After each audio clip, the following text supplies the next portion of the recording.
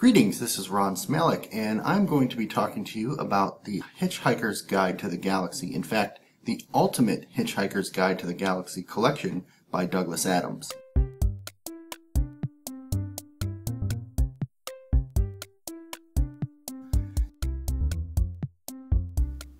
Now, in Chapter 24, by this point we've seen a lot of weird stuff, and the first note that I have here is that I can firmly understand why this book would not have come off well as a movie.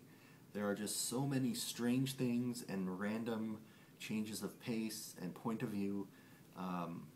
It just wouldn't come across in a movie. It would have come across very campy, which only actually solves about a third of the equation of this book. Arthur and Slartibartfast make their way to the heart of Margrathia in a super-fast ship. It is indeed a planet factory, and it is enormous. The sheer scale and size of it actually make Arthur just, like, not understand and queasy and all this stuff. They find out that Margrathia is coming back to life because it's been commissioned for one last project, or one new project, by the beings from another dimension. And I suspected that this was going to happen, but he reveals that they're going to create a second Earth. Now, we also find out that the mice were the ones that had paid for the first Earth to be made by Margrathia. So now, Chapter 25, I came to yet another coincidence in reading this book.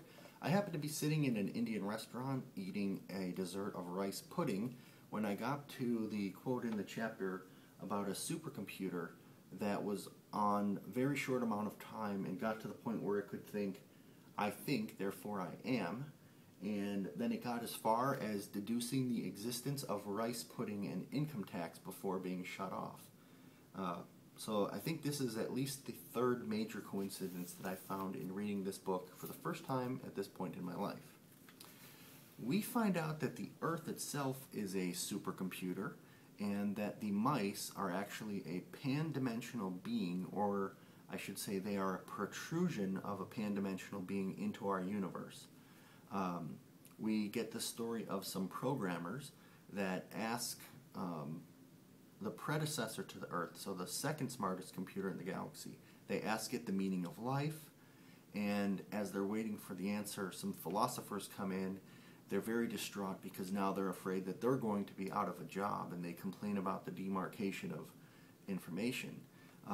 The computer, which is called the Deep Thought, basically says that yes, it will tell them the meaning of life, but it will take 7.5 million years for an answer, and mollifies the philosophers by telling them that, hey, while you're waiting, you can capitalize on the fact that I'm going to give you an answer in 7.5 million years. And you have all this time to speculate on what the answer might be and get rich off of it, which the philosophers then do. In Chapter 26, we are taken back to Arthur and Slartibartfast, and Arthur basically asks, what does this have to do with the Earth and the mice? In Chapter 27, Arthur is attached to a sensomatic device which lets him basically watch memories, kind of like a pensieve from Harry Potter.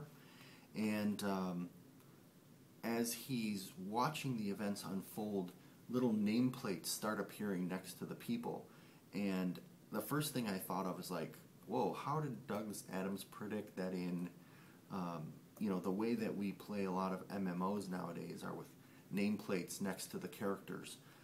Arthur describes it as subtitles, which I could understand for the time, but in my mind it pictured it kind of like Minecraft or World of Warcraft, where you've got nameplates above characters' heads. Of course, it is 7.5 million years later, through stasis, etc. They've survived this long, and the answer to the life, the universe, and everything is 42. Now, at this point, I am thinking, what is possibly going to be in the rest of the books of this series, because this one has tackled so many of the catchphrases that I've heard so far, and it seems like it's rushing very quickly to conclusion. In Chapter 28, they have the answer to life, the universe, and everything, but they don't know the question. And so this basically becomes the goal of the next 10 million years, as the computer Deep Thought will design the even smarter computer that will take its place, and it is called the Earth. This will be the greatest supercomputer that will define the question to the ultimate answer.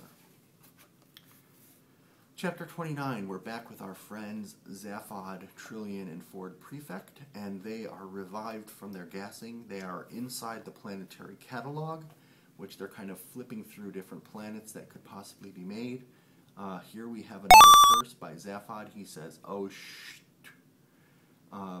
At this point, Zaphod is basically trying to contemplate why would he remove part of his brain. Where was he at when he did it? Does that give him any clue to what the information was that's missing? And they get a message that says, "The mice will see you now."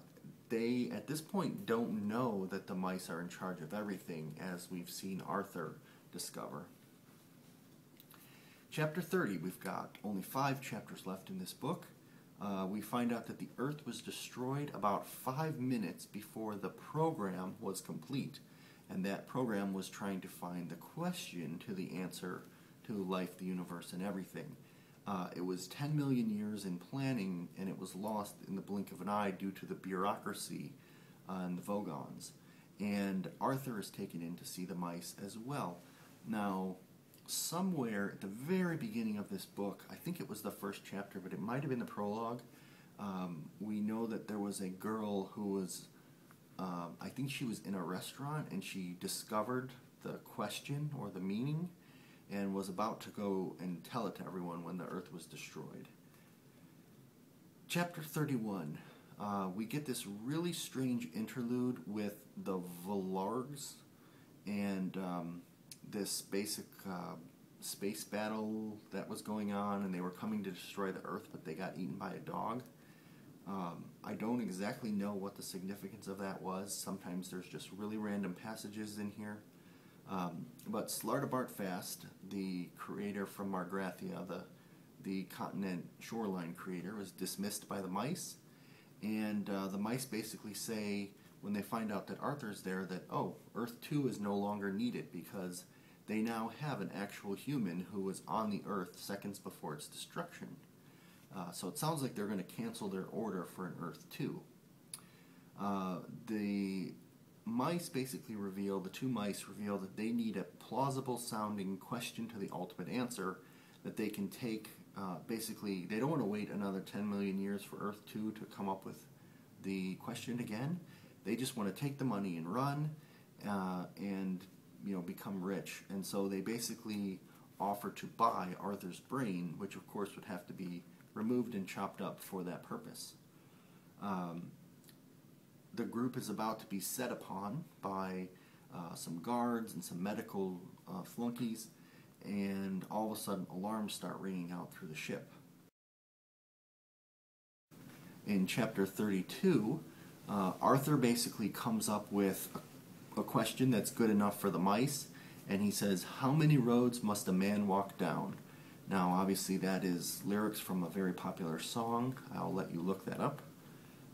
We find out that it is cops that are after Zaphod Beeblebrox, and our heroes, or our protagonists, are pinned down by a bunch of heavy fire as Ford is trying to talk them out of shooting, but clearly he's not at his best because they're still shooting at them. All of a sudden, in chapter 33, the cops mysteriously die. Something in their jetpack shorts out or something, and they suffocate because they can't survive in the atmosphere of this planet. And they basically get to Slartibartfast's air car and use it to escape. In 34, they get to the Heart of Gold, which is next to a cop ship, and they find that the cop ship is also mysteriously disabled. They find Marvin, that depressed robot, laying on the ground, and they ask him what happened, and he basically says that he plugged himself into the talk ship. He plugged himself into the cop ship for someone to talk to, and after hearing him talk and go on, the cop ship committed suicide. Now, I'm not sure if that's related to how the police officers died, but it seems that either the mice did it or the cop ship committing suicide triggered their destruction remotely. And in the last chapter, apparently the team is on the run in the ship, and they are headed to some place called the restaurant at the end of the universe for a bite to eat. So overall, I really enjoyed this first book in the Hitchhiker's Guide to the Galaxy collection. The story was good. Everything made sense, even though there was some cool, random, tangential stuff. It introduced the characters, it introduced the guide itself, and it set up a lot of the familiar catchphrases that are used. So I think with that, I am eagerly looking toward the next book. And so my next video will be my thoughts on the restaurant at the end of the universe. That's the second book in the Ultimate Hitchhiker's Guide to the Galaxy. Until then, if I can't see you, then you can't see me.